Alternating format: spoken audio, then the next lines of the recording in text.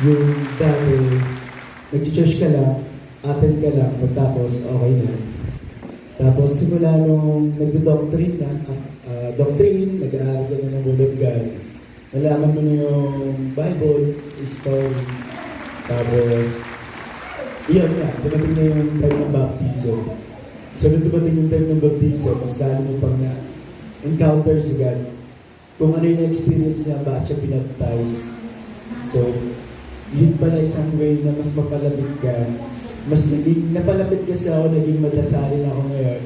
Tapos yung mga bad habits ko before, hindi ko na siya nagagawa. So, napakagaling ni God, no? Napakagaling na, napakahusay na sa buhay natin na, no? Tapos, ang lagi kong hindi nakakalimutan, bago ako umalis, bago ako mag-drive, lagi ako nag-pray. Bago ako bumiyahe, nag-pray ako. Pag uwi ko, nag-pray ako, nagpapasalamat ako na lagi ako ligtas.